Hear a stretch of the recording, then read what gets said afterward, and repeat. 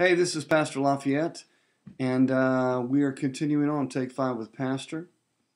I'm reading out of the New King James Version of the Bible, and I'm going to read the entire first Psalm again, Psalm chapter 1. We talked about it yesterday.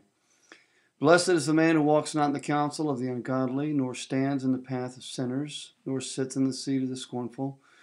But his delight is in the law of the Lord, and in his law does he meditate day and night. He shall be like a tree planted by the rivers of water that brings forth its fruit in its season, whose leaf also shall not wither, and whatever he does shall prosper. Now understand the first part of that psalm is talking about the blessed man. And we are blessed people. We don't really understand sometimes that we are blessed. We don't just need God to bless us or give us something. We're living a blessed life. We are a blessed people. His blessing resides upon us. And these things are things that you can count on. Excuse me. I'm going to continue reading. It says, the ungodly are not so, but are like the chaff which the wind drives away. Therefore the ungodly shall not stand in the judgment, nor sinners in the congregation of the righteous.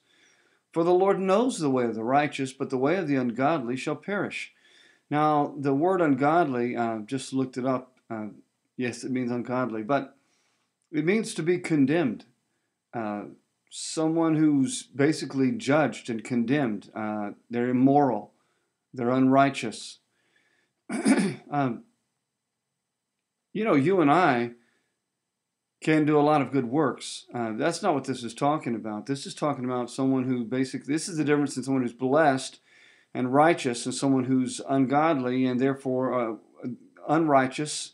Therefore, they're not blessed. And it says in verse 4 that the ungodly are not so. The ungodly are not blessed like the blessed man. They don't have all the benefits that the blessed man does have.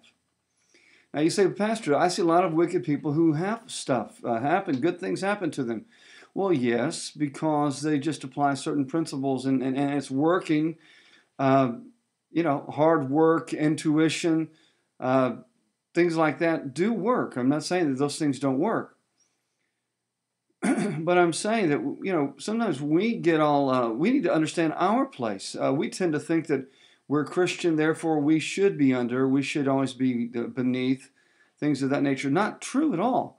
The first 3 verses of this chapter are really all about what we should be expecting because we live for the Lord, serve the Lord, meditate in His law, meditate in His word.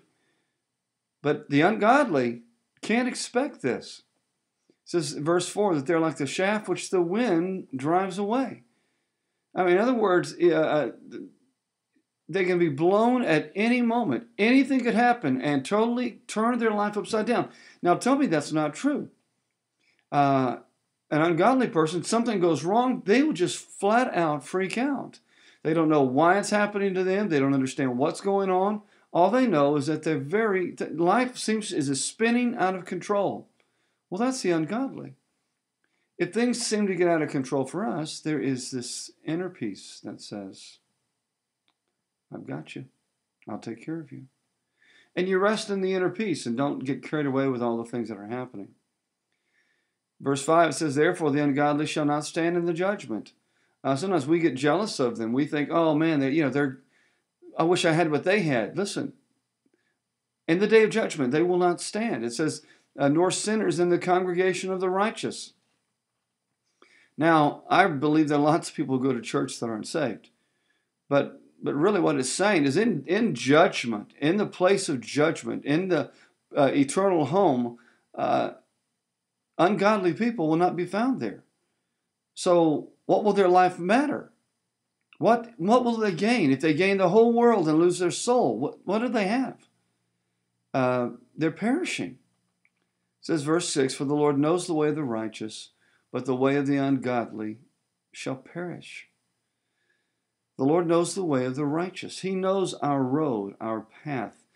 Why? Because we're serving Him. We're following Him. We're reading His Word. We're letting His Word be our guide. We're letting His Spirit confirm what steps we need to take. And when we do that, we're in a good place, but the ungodly, they're going to perish. They're in a horrible spot, and there's no hope for them. Psalm chapter 1, very good chapter. I want to thank you today for being part of Take 5 with Pastor. I hope that you're blessed today. Have a wonderful day, and I will see you tomorrow.